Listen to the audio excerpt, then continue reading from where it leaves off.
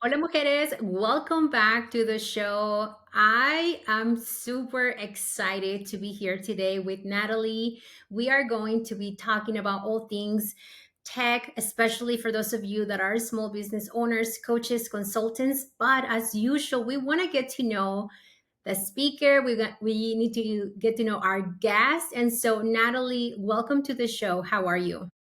I thank you so much, Lucy. I am so excited to be here and thank you for having me. Thank you for being here. So, part of what we do here at the show is talking about money, whether we like it, whether we love it, whether we avoid it. And so, I want to start by asking you, what was your relationship with money growing up, especially as someone who is of Puerto Rican descent? So I love this question because I really didn't put too much thought into money other than we didn't have it, right? So it's kind of like one of those things. I always knew that we weren't as privileged as some of my other classmates or things like that. I grew up here in South Florida where it is predominantly Latino. And going back to Puerto Rico in the summers, I would kind of be able to see that we were better off than my cousins back home, if you will, from a financial perspective and like the opportunities that we had. But compared to like I had different benchmarks in life, if you will. So I always knew that we didn't have enough of it. And I've always kind of, because of that, and I'm also the oldest of three, I've been trying to make money, I think, since I was like 9 years old. I've always been doing something in a capacity where I was like earning me dinerito on the side. Oh, and I love that. And you just said something like you are the oldest, so of course there's so much expectation as well as the eldest daughter. And I work with a lot of eldest daughter that feel financially responsible for their parents' retirement. Do you feel that way, or have you ever felt Yes. that way? I do that is still something that I don't want to say I struggle with, but it is something that is so ingrained in our culture. I think it is that it is always something that like, like tenemos que cuidar a mami, right? Like we have to take care of whomever is above us. Not from above us, but like from a higher familial hierarchy perspective. And going back to like not really thinking about money other than knowing like things need to get done, right? So whatever has to be done, like how do I say this? Like that's always been the motto, whether it's and that's always kind of been brought down kind of from top down. It's like no matter what has to be done, we have to figure our way through things, if you will. Yeah, absolutely. Now, you just said that you started working when you were like 9 years old because that's what you do, especially as a Latina, especially as the eldest daughter. So, what was your first like thing that make you earn your first like money? I don't think it was a paycheck yet, but like your No, first like centavitos. for me, I didn't really have an allowance at home. I feel like that's like kind of norm in a Latino household, right? Like I don't think that I don't I at least a lot with my own like peers around me, we didn't really grow up with allowances, if you will. But my grandmother used to clean. So I helped clean with her and babysit. I was a huge babysitter. So Yeah. that's how I was able to get my little wealth. Yeah, good for you. Like I love that. Now, I have been following your journey on social media, and of course, now I see that you are the CEO of the Latina Techie, which is your own company. And I walk into I want to say your year 10 of the journey. Can you walk us through how did you get here? Because I'm sure there's a wonderful story that we all want to hear. Okay. This is my year. I started 2021. So I'm ending year 3, going on year 4, if you will. Actually going into my year 4 of being the Latina Techie. And before that, before I created the platform, my Instagram page, and it was really for kind of to create kind of like an avenue for me to become a consultant later on down the road because I didn't have any authority in my current industry. So to kind of take it a few steps back to tell the story as to where I am today, I am a techie, but I come to technology by way of HR, really. So I come from the professional employer organization industry, which is kind of ADP. Think of like the ADP paychecks of the world. but not just running payroll. We're also co-employed with our clients, right? So that means that we have not only a fiduciary responsibility, but also a compliant responsibility where we're doing things beyond just a normal payroll service or even kind of benefit administration. It's all encompassing HR. So how I landed in technology, I started as a benefits specialist and worked my way from being in benefits and just kind of managing the operational day to day, going into more of a technical route, being a business analyst. And from being a business analyst, that's what really kind of opened my eyes to the world of technology and where you could really kind of take your career just in HR. Right? There's a lot of files that go out. There's a lot of coding that has to happen within your own system to be able to manage things like open enrollment or being able to manage, W-2 printings at the end of the year, or even a lot of the quarterly filings from a tax perspective that we manage on behalf of our clients. So I really kind of segued into technology, really being a business analyst and becoming a solutions architect for our clients' HR technical needs. And then from there, I took over. Think of kind of like the life cycle of an employee. So everything from hire to retire, everything from applicant tracking, onboarding software, performance management tools, tax software, things like that, even down to benefit enrollment software. I was managing teams of people that either configured, developed, or created solutions for it. And then that is really kind of, I'll take a kind of a pause there. That is really what started my branding efforts for the Latina Techie, in terms of me realizing I was really the only Latina or sometimes woman of color in the room at all times, right? Whether you're in HR or in technology itself. There was a lot of women in HR, right? This is a very female dominated industry. But when you start to move into technology, your developers and your solutions architect, your business analyst, the peoples that are managing your servers and things like that, those are typically men. And that's what really kind of sparked the idea of, well, if I'm going to become a consultant in this world, what are the things that differentiate me, if you will? And that's kind of how the whole universe started. And then from there, it spawned to creating content for Latinas, empowering women. At one point, I had a mentorship program as well. And then instead of becoming a consultant for my industry, I started understanding that there was a huge need in the market, especially for Latina and Latino founders, to really, they were having a hard time accessing not only technology but the right technology for their business. Right? I was meeting and working with a lot of founders that just thought that they either had to buy something off the shelf or they had to automatically go into creating technology that was proprietary to them. So I really kind of shifted my business focus to making sure that technology is accessible to people who are running their businesses, whether it's getting connected to the software you need that's already off the shelf or building proprietary technology for your business. So yeah, that's how I'm drooling. Like I'm drooling because I love technology, and I do want to make a disclaimer here. Like I not always love technology. Like there was a younger version of me that was pretty savvy, that loved technology, that was ahead of the game. But then when I also was in my professional career, like I didn't have time to keep up with technology. But now as an entrepreneur, I think it's so important that we understand that we need to leverage the tools and the systems to help us not only hit our revenue goals, but also put products and services out there that are going to help our community. So, as you were describing how you were climbing the ladder, if you will, I kind of had a thought like, was money something that inspire you to like keep pushing forward? Because I think that sometimes as Latinas, we don't like to talk about like how we seek money, which is not a horrible thing, especially being the eldest daughter. Baby girl, I'm a Capricorn. That's like, I don't lead with that, but when people talk about money, I'm like, of course money is an absolute motivating factor. And it is when I say that, where this is a safe space when I'm talking to other people that, especially Latinas, that we're so apenosa, right? Like we're so quick, even when we started our call, like, right, like, oh, I'm so sorry for being late. And it is so ingrained in who we are that of course it leaks into our financial persona, right? So back to your question, I became more interested. I've always been ambitious. I was always interested in climbing the corporate ladder. I was never the woman that was, and not, I don't want this comment to come back to me, right?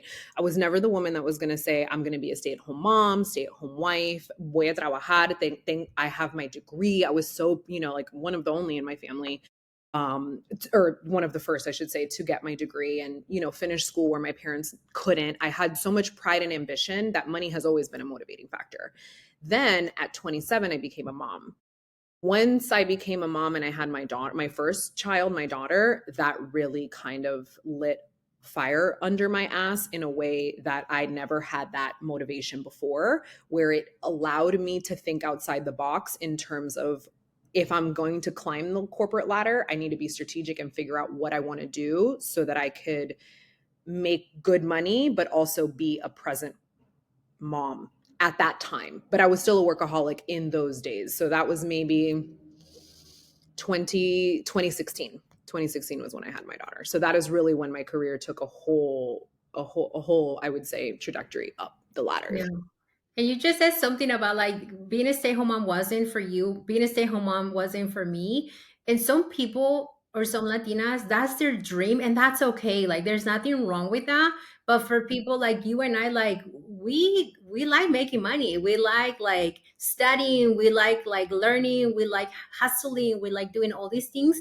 And I want to be honest with everyone, and I said this before on the podcast, like I love my nana so much, but like when they're in school, like, that's me time. Like this is when I grow my business. This is when I do all of these things. And there's a reason why I don't work on Mondays, because I need a break from the weekend just from being a mom, because it's so exhausting. And I don't know much about your nanas, but mine are very like intelligent and smart and advanced. So they require a lot of energy just to like entertain them. So I have an 8 and a 5-year-old, a daughter and a son. And that's why I said I didn't want that comment because I am now, I say I'm a stay-at-home mom now, but I also, my husband and I are in the middle of acquiring a business, which we could get there in a second. And I'm also running the Latina Techie. I have my book of business. So the only thing that left was a huge way. I had a very demanding corporate job. I was the executive director of the solutions architect team. I managed a team of 12 people plus their direct reports, vendor relationships. I was traveling. So that left. And now I call myself a stay-at-home mom, but at the same time, I'm like, I have my things on the side. Right.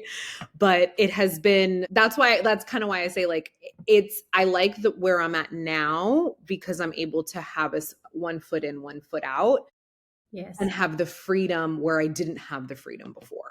Right. Like I didn't have, like, I never knew I would have wanted to stay home because I didn't think that that would have been an option. Right. So it's I'm literally living a whole new life, I will say. And I love that for you. Now, when did you decide that it was time for you to leave your corporate career and start something new? So great question. Sometimes, I don't, not to get too spiritual here, but sometimes God makes decisions for you, right? Sometimes like God just says, okay, that's what's happened. I was laid off. My company went through an acquisition. They were acquired by a bigger organization. And then the technology team was dismantled into many different pieces. And I was the last executive on. So the first one out, along with other members of the team. And that happened May 21st on a Tuesday, the Tuesday right before Memorial Day. That next Thursday, my husband and I were presented with an opportunity to purchase a business. And that's really where I've been this whole time.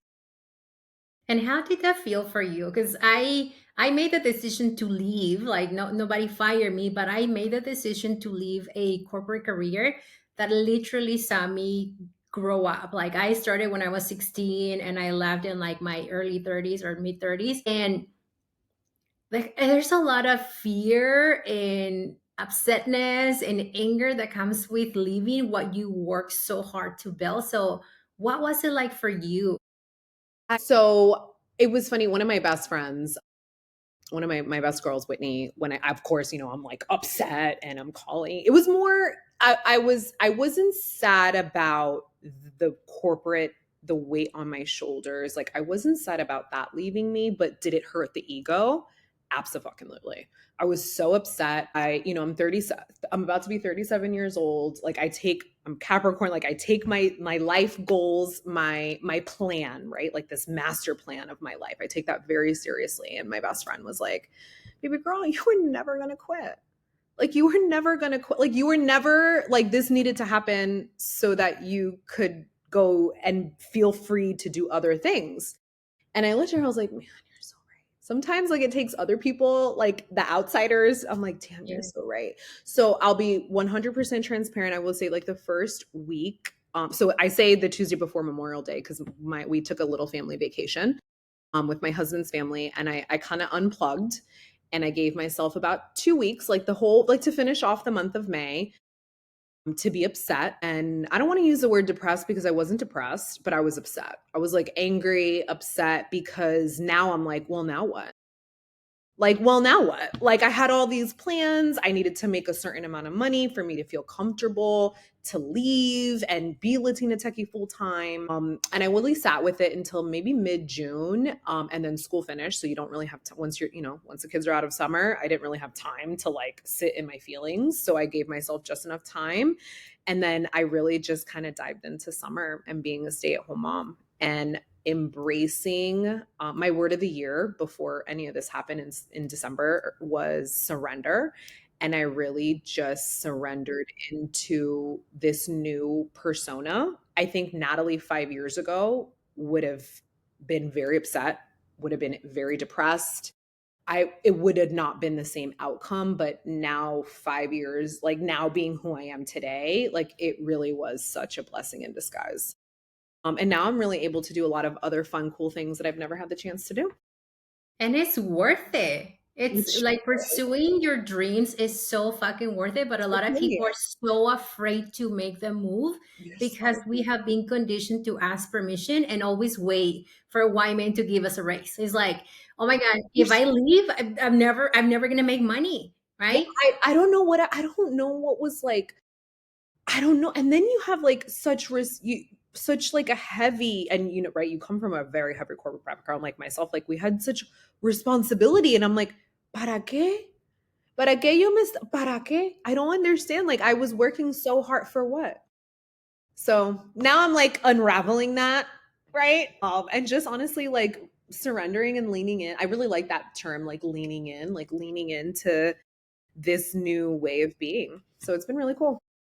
Yeah. And you know what? Like sometimes in just like the chaos of life happening to us, like we're able to see not just the gifts, but also how we're able to serve our community. So thank you so much for sharing your story. I was like, oh my God, like people need to hear these because we're married to the American dream that was maybe okay to have in the 80s, but now there are so many opportunities for us to, if we want to, become stay-home moms and still be the CEO of the business, especially with technology.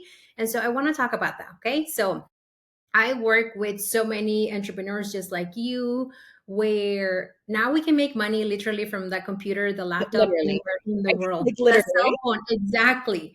And so when you're working with a small business, okay, we're gonna use consulting just to Mhm. make this conversation more engaging. When you're working with a consultant, like what does the initial conversation with you looks like? If they say, hey, because I will tell you, a lot of people will say like, I don't know how to use technology. I don't have the time to study technology.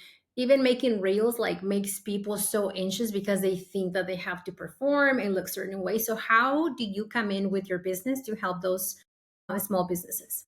So essentially, a lot of people will, I will meet people either in the community, right? Will I introduce myself and say exactly what it is that I do and also the problems that I solve, right? I think a lot of people who are in business, sometimes it is easier to lead with, I'm Natalie Marino, I do X, and I help you solve that, right? And it helps kind of make the translation, it kind of puts the puzzle pieces together for people to make the connection of how I can then kind of serve them, right? But if I, then I'll have clients that'll come to me electronically, right? They'll book time with me, things like that. And I will go through, and this is just trial and error with my own business practices, right? Like from my corporate career knowledge and my experience and just, how I've, been in business now. I ask a lot of questions about their business today, right? Like, what are you doing? What business are they in? What problems do they solve for their clients, right? How they're generating some revenue, very basic questions. And then I ask about their current technology. So a lot of it is it's very engaging because I'm always in a state of asking questions so that I could then turn around and say, okay, well, these are how my services can help you.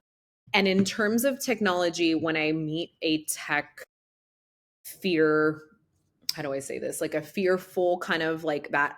I know I need something, but I don't know what I need and I'm scared of it. I start to demystify a lot of things and I start to really break it down to very basic, like I am a huge back to basics girl. So, and that's really where I try to kind of create a safe space for my founders or my business owners so that they can then start talking to me as I ask my questions, because that's when I start to uncover. And I'm sure the same goes for you as well when it comes to that money trauma, to get down into it. Like I really to ask the right questions.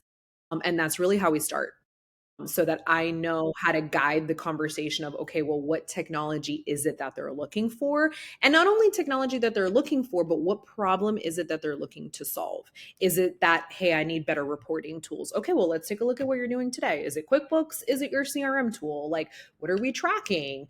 Or it could be, I need a better automated booking system. Okay, well, what are you working with today? Do we really need to build something from scratch, or can we look at something that already exists that you can just buy, implement, and pay for?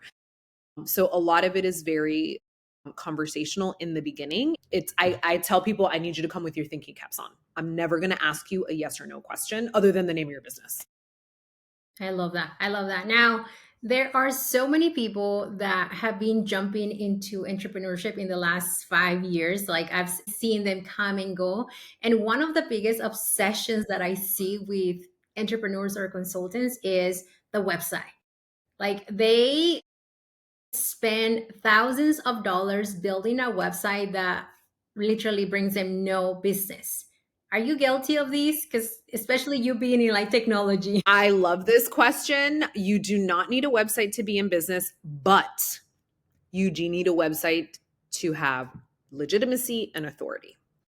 So that doesn't mean that you need to go spend thousands of dollars and contract a website company to build beautiful landing screens from scratch. Okay. So I personally, my website's powered through Wix. It is very simple for me to manage. My older social media team helped me implement and launch it, but I have 5 pages, right? 5 very basic pages, 2 of which are kind of dormant right now because they're event pages. So when I have like events running, we'll have that page kind of not turned on, but we'll have it updated. But I don't think you need it. I will always recommend going the route of what cookie cutter templatey type of a website can you do on your own before you're going and spending thousands of dollars. But I do think it is necessary depending upon the type of client that you are, or excuse me, the type of business, I meant to say type of business that you are and Yes. what you may be selling. Yeah.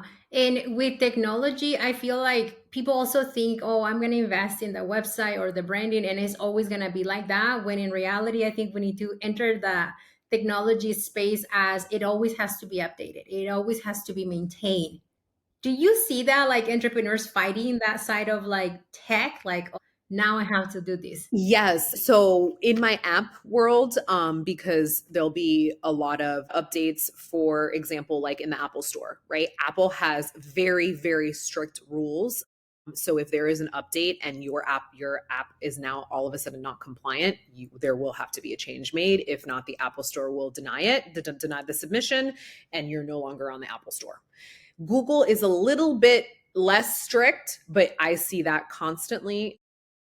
especially for entrepreneurs that even just kind of taking it back to basics, even just kind of being in the know of things. People just kind of, I find that a lot of entrepreneurs just want to stay in their swim lane. And I think that's fantastic, right? Like I'm not a numbers girl. I know my numbers and I know how to read them. I know my break even points. I know what I have to have in my bank account, what I have to, my bills have to pay, but I am not ever going to pretend that I'm going to be a financial advisor, planner, take a look at my strategic, none of that, right? I will go to my experts and pay to make sure that I'm taken care of. So that's kind of where I will always recommend to my clients when we're building technology. I have to have that mindset shift with my business owners that are building proprietary technology. Now we have like a mini tech company that we're going to have to maintain. And there's going to have to be someone that manages this and looks at it. And this is now a new department in your company that you just built. And that in and of itself kind of like shifts the mindset of that maintaining, because it's just like if you have a payroll department, just like you have a finance department, the finance department is the same thing every month. They run their numbers, you pay your bills, you get everybody paid, right? It's the same thing with technology. We have to maintenance it in order for us to remain competitive and innovative. But yeah, that is a struggle all the time. As you're talking about apps, I'm like, what does it take to launch an app? Because I believe that you have helped many organizations as well as like Latina owned businesses launch their own app. So can you give us a behind the scenes of how that look like for you from a, a consultant that like you geek out on technology. And so I want to hear your thoughts. Like, what was it like for you? So for I have had clients from all walks of life. I have some that come to me that are we call them rescues, where they already have their technology, they have their application, whether it's a test desktop website like a or a mobile application, and something either went wrong with their current development team, or they're just not responsive, or we're just looking to enhance, right? So we'll take on those existing applications. We do a very thorough analysis on what's working, what's not working, and not necessarily from the clicks and the buttons, but from the back end, like how was this built? Right? Was this built with good technology stack? What does the security look like? Are we compliant in whatever industry we may be in? Things like that. And then we produce a report to say, okay, this is our recommendation of where this is kind of like, we produce a report that then turns into what we call our, where we prioritize and we work together from a product perspective to see, okay, where is this application going? Are we making money off of this? How do we make money? Do we want to change how we make money within this application, right? Like we talk about a lot of monetizing and revenue generating opportunities. We also talk about automating things. If it takes 4 clicks to get to something, well, maybe can we really shave that 4 clicks down to 1, right? Especially if it's like running a report or doing something that somebody has to do multiple clicks a day, right? Think of like mass things, right? And then we also take a look at from a user perspective, right? Because it could also be B2B, right? Where this could be my CRM, but I also have applications that from a user perspective, it could be me or you as the user utilizing this application, right? So we'll have 3 kind of steps, not 3 steps, 3 personas, right? The administrative persona, right? Like who's using this, the business, and then the actual user itself. But that's kind of my rescue, what we do. Then we have our base, we're just going from ideation all the way to go to market. And we pretty much start with a strategy session of what is it, like what is the business idea, what is the application, and then we kind of think business plan, but for an application. And we start mapping out, okay, what is the user journey going to look like? What is not only the user journey, but what is the purpose? Like, what are our users going to be doing? What does that experience look like? How many screens do they have to go through to create to go and create a profile, to go and run some sort of, feature module in there? And then we'll have maybe, depending upon how large the application or how complex it's going to be, that could be anywhere from 4 to maybe 12 weeks of discovery, of back and forth of like working with our developers and our designers to come up with what we call our wireframes, to say, okay, this is going to be the base of our platform before we go ahead and turn it around and give it to our developers to go and build. And that is equivalent to a house blueprint. So when you go to a contractor, a designer then turns into an architect's drawing your blueprints. That's exactly that process. It's the same process from start to finish.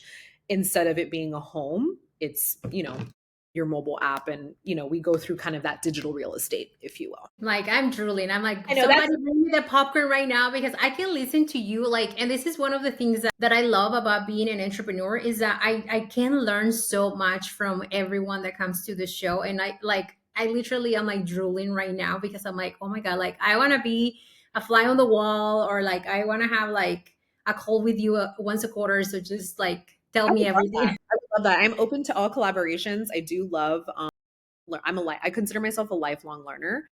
I would also encourage you to use that with your clients too. When people that are kind of in that innovative route of like, oh, why do I have to enhance? What We are lifelong learners here. We have to Yeah. constantly be learning. Just like the TikTok generation, right? It's like I don't want to learn TikTok, but maybe we have to. Not that I'm a Now here we are. Like now here we are. Like even my nephew saying like, Dia, what are you doing on TikTok? I was like, it's part of my business strategy. Leave me alone. So right. I want to ask you about, obviously you focus on developing apps, and there's also this big rise of like ChatGPT and artificial intelligence going on right now. How are you specifically leveraging that to grow your Latina techie business? Ooh, okay. So I love AI. I use AI in my day to day, and I use AI in my business as well.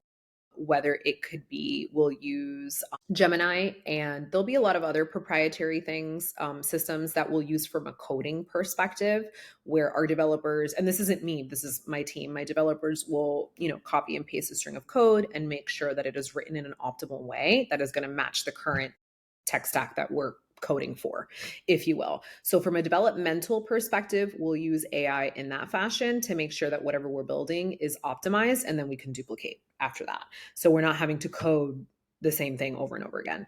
Our designers also use AI, not necessarily from helping them design the wireframes, but actually helping them source art. So we can literally tell, like, there's a system that we'll use called Firefly, that will tell it, I want to create, I don't know, a pizza with dripping cheese and pepperoni, and I want it to be in the pizza parlor, and it will literally generate a beautiful AR. You now, just like ChatGPT, you got to tweak it, right? Like sometimes the cheese doesn't look realistic, so realistic cheese, you have to say certain things like that. And that's just a basic example, right? That's not what we're doing with our clients, but that's kind of how we utilize the AI, so that because essentially we're telling it what to do, right? We're making our AI smart enough to know and mimic our behavior so that it can continue giving us what we need as we ask for it, right? And then in my typical day to day, I love ChatGPT. I pay for the paid version, and then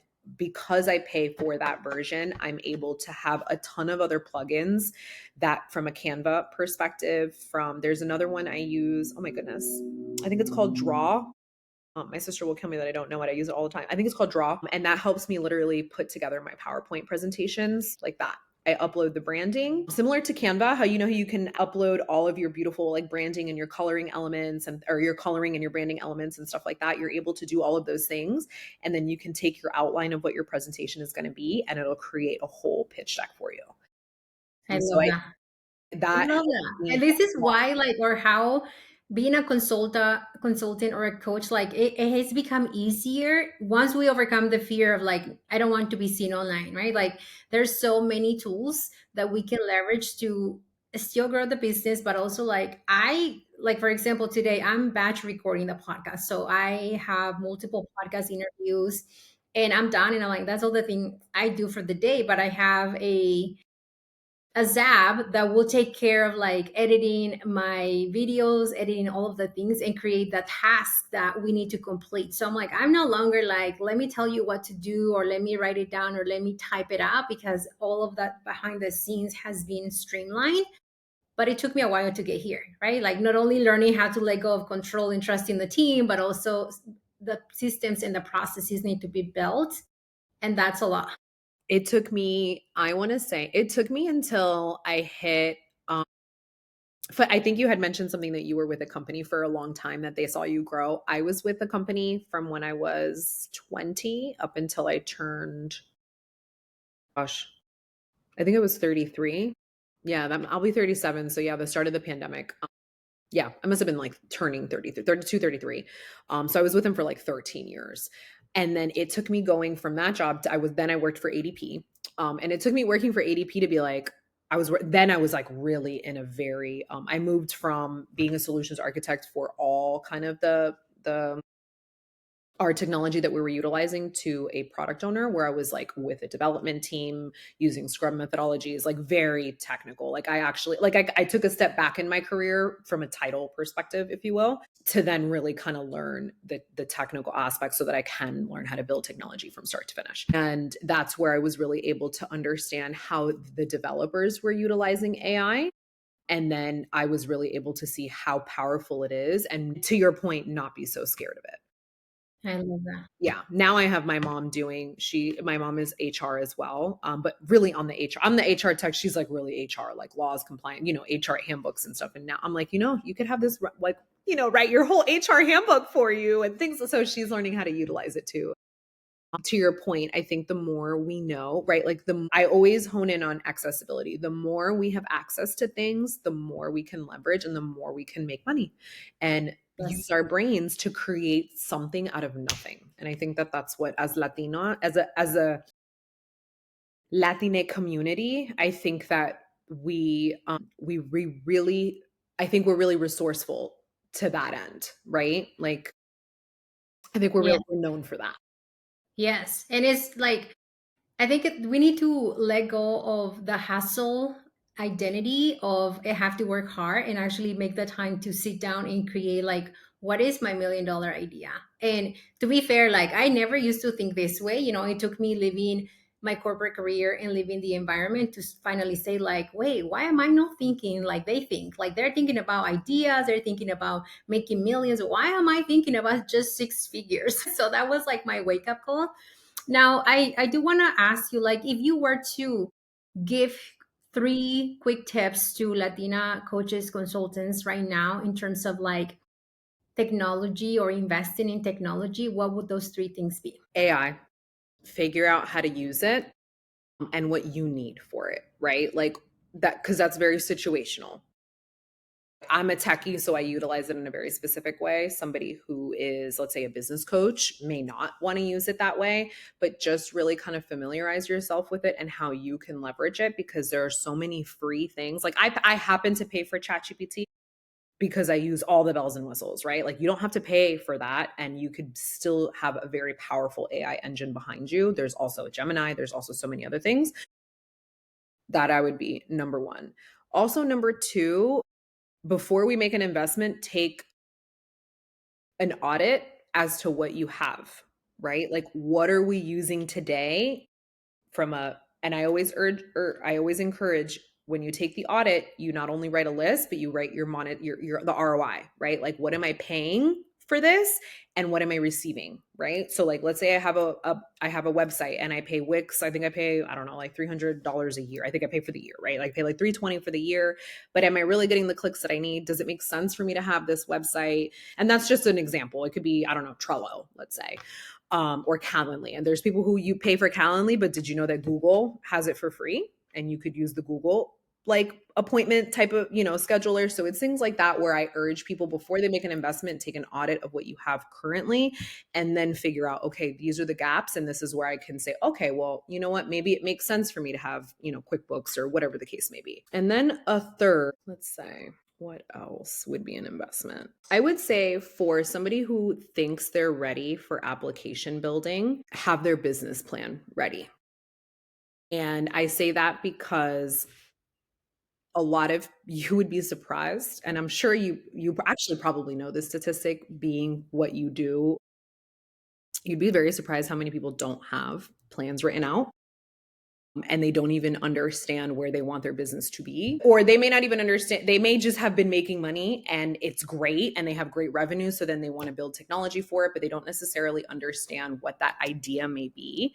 So I really encourage people to take the time to write things out and make your plan of action and create that business plan. Because while I can help you with monetization strategies, I'm not in a founder's brain to say, okay, well, this is how I want that screen to look like, or this is how I envision impacting the community, whatever the business idea may be, right? I can only help you once it's already there. Like, I can't be the one to give you the idea. You know what I mean? Right, you're not the idea generator, but you're the idea. It's gonna sound funny, but like the executor of like, let me help, let me make it happen. Like you make Exactly. shit Like, I happen can for help people. guide you and say, okay, from this base, we could do this, we could do that. Let's think about this strategy. But I can't be here to say, oh, okay, I want, this, I want the application to do X. I don't know that. I am not in your business, right? So those would be my three things. For I someone love that. Like who's ready, I like I've had to push people away, Lucy. I have had to say, yeah, you are not ready to build technology right now. This is $1 million idea, but no one's going to fund this if you haven't even sat down to do this without technology. Because there'll be yeah, people that say, I want to do this, but it can only be done with an app. Well, how are you doing this brick and mortar way? And not brick and mortar way, but like, feet to pavement type of thing. Like, have you even yes, knocked on doors? Like the path to funding is very unique where if someone's going to give you $250,000, what skin do you have in the game as well? yeah. You got to go back to the drawing board, flush this out, and then we can be ready to talk. Yeah. Yeah, and I think like I personally have so many ideas. So I just finished my first draft of a book that I have is titled Cash Libre, and I believe so much in helping Latinas break generational money cycles, and I want our community to reclaim the financial prosperity. And so I have so many ideas, but I also have to tell myself like we're not ready, like you have to keep working on what you're doing, because we look at social media and sometimes we get like carried away. And if someone is using apps or systems, we're like, I need them too. And I'm really guilty of these, right? Like investing in my business when I already had the right systems in the processes, but because somebody else was selling it to me like so beautiful and it made it sound so fun, I was like, yeah, I need it too. And this year, actually, I had to do a lot of cleanup with the technology that I have, because I'm like, I don't need that. My clients don't like You it. did an But I audit. also, You see? You did exactly. an audit and you were like, what am I doing with this? Yeah. And so now I'm like, no, like I want to keep my business simple so I can focus on the long term of, say hola well, like meaning like 5 years plus. And so you have given us so many like nuggets. And I'm like, oh my God, like I'm so excited. Like literally, like I feel so motivated right now after this conversation. But we also want to help you. Okay. So we want to help you grow Latina Techie. How can we support the business and the work that you do? I know I have taken a little mini break on my socials, and that's really because I've been heads down, buying a business, working on my clients, also being a present mom, right? And that has been such a nice break. But yeah, engage You're with me, integrating. That's the word. You're integrating.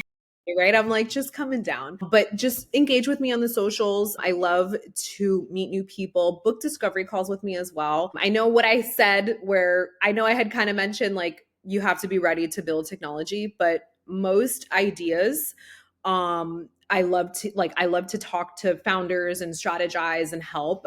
So don't be afraid to book that idea, whether it is building something proprietary or finding something that already exists in the market. My team can help. It is about continuing to have our community have access to the technology that they need. And I'm here to help guide and be that facilitator and that connector. I love that. Thank you so much for coming to the podcast. And let's go ahead and keep building businesses. And of course, let's go ahead and build wealth juntas. Thanks again. Thank you so much.